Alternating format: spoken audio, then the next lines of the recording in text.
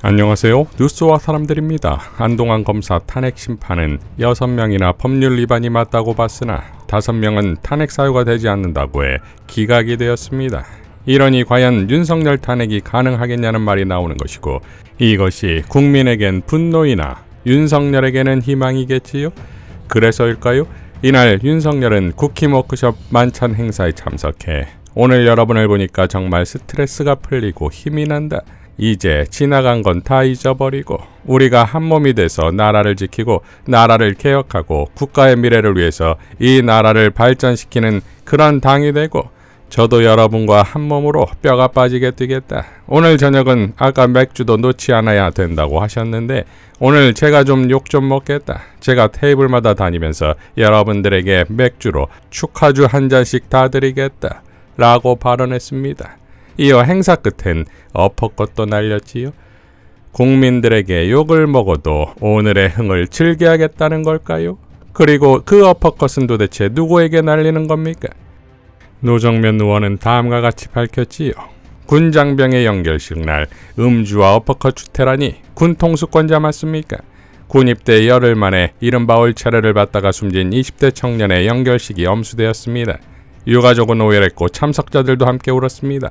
바로 그날 군 통수권자인 대통령은 어디에 있었습니까? 여당 행사장에 달려가 술잔을 부딪히고 어퍼컷 세레모니를 했습니다.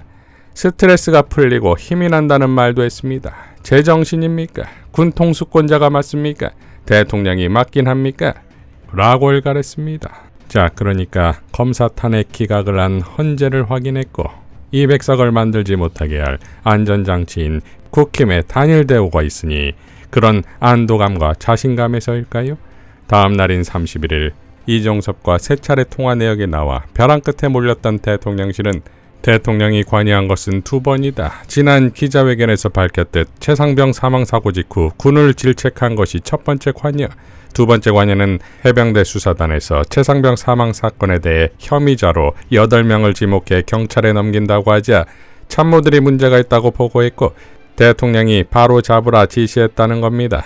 특히 대통령이 수사권이 없는 해병대 수사단이 혐의자를 많이 만들었다. 군부대 사망사고를 경찰이 수사하도록 개정된 군사법원법에도 맞지 않다고 구체적으로 야단을 쳤다는 겁니다. 이로써 윤석열이 수사에 관여한 것을 자백한 셈인데 대통령실은 위법이 아니라고 주장하고 있지요. 국방부 장관이 자기 권한 내에서 사건 기록을 회수하거나 내용 수정도 요청할 수 있다며 국방부 장관이 위법을 저지른 게 없다면 지시자인 대통령에게도 위법이 없다는 겁니다. 자, 그러니까 자신있게 대통령실이 말하는 국방부 장관이 사건 기록을 회수하거나 내용 수정도 요청할 수 있으니 대통령도 할 수 있다는 이러한 논리는 과연 맞는 말일까요? 이러한 해명이 얼마나 충격적인 해명인지는 8개월 전 국회 본회의에서 박주민 의원과 이종섭 장관의 질의응답을 보면 알 수 있습니다. 장관님, 범죄 사실을 아는 주체가 누굽니까 여기서? 아는 주체는 우리 군 수사위원입니다. 그렇죠. 예, 초기 조사는 군 수사위원이 하기 때문에. 예, 그렇습니다. 규정도 그렇게 돼 있고 예. 법문도 그렇게 돼 있습니다. 예, 그렇습니다. 수사기관이 예. 사실을 알면 바로 딱 신속하게입니다. 예, 그렇습니다. 예. 장관이 알면입니까? 아닙니다. 부대장이 알면입니까? 그렇지 않습니다. 그죠? 수사기관이 예, 수사기관이 알면 됩니다. 알면 바로 딱 신속하게죠? 그러나 그 사망 사건이 범죄 사실이 있는지, 범죄 혐의가 있는지 없는지 판단하기 위해서는 기본적으로 조사를 해야 되지 않습니까? 조사를 하고 법리 판단을 해야 되지 않습니까? 그 과정에 시간이 걸린다는 겁니다. 그래서 지난 1년 4개월 동안 전체 6건이 있었지 않습니까? 전부 보면은 2달에서 3달이 소요되었습니다. 자, 그래서 의원님께서도 물론 그 법 개정 과정에서 관여를 하셨지만은 장관님, 저희 국방부 법무관리관도 예. 지금 장관님의 방금 하신 말씀하고도 배치되는 말씀을 하시고 계시는 거예요. 자, 수사기관이 주체라 그랬죠? 네, 그렇습니다. 여기 어디 장관이 들어가 있습니까? 그래서 제가 거기에 대해서는 여기 장관이 어디 있어요? 제가 그래서 조사를 한 건 여기 사령관이 어디 있고? 그렇지만은 장관은 자, 지휘 감독할 권한이 있지 않습니까? 그렇지 않습니다.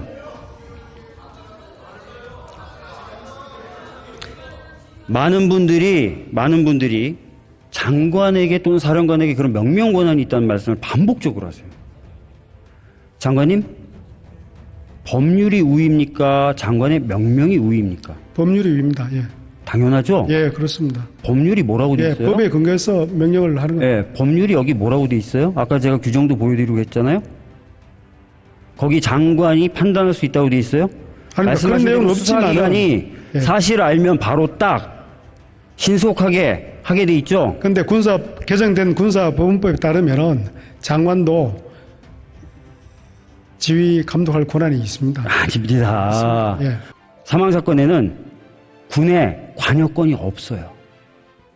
그래서 거기에 대해서 어떠한 지시나 아닙니다. 판단도 하실 수가 없어요. 의원님, 모든 사망 사건에 대해서 군의 관할권이 없는 건 아니지 않습니까? 3대 범죄에 대해서만 없는 것이고 나머지 군이 하는 군이 겁니다. 사망한 사건의 경우에 예. 그 경우에 관할권이 없어요. 그러니까 그 원인 제공을 한 그 행위가 있는지 없는지를 판단하기 위해서 그 판단의 주체를 장관이라고 법에 돼 있지 않다니까요. 그렇습니다. 장관이 하는 게 아니라 경찰이 하도록 돼 있고 그렇습니다. 검찰이 하게 돼 있어요. 그리고 그렇죠. 예. 판단이 쓰는 순간 바로 딱 지시없이 신속하게 위반하는 겁니다. 예. 넘기게 돼 있습니다. 그렇습니다. 여기 장관이 뭘 어떻게 할 수 있고 차관이 뭘 어떻게 할 수 있고 사령관이 뭘 어떻게 할 수 있어요. 근데 오해하시는 부분은 저겁니다. 오해요? 예, 제가 저 말씀드린 법을 제가 대표 발의했고요. 예. 제가 법을 심사한 게 저고요. 다시 정리해서 말씀드릴게요. 장관이든 부대장이든 관여하지 마라. 라고 판단하고 정리하고 만든 조문입니다.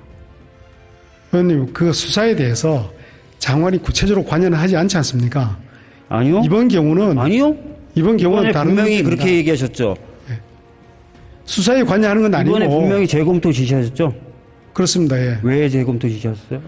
그러니까 지휘관계에 있는 8명 그러니까요. 전부를 업무상 과실치사 혐의로 했기 때문에 자, 지금 그 말씀하신 법리 게 판단이 지금 말씀하신 게 내용에 관여한 게 아니에요?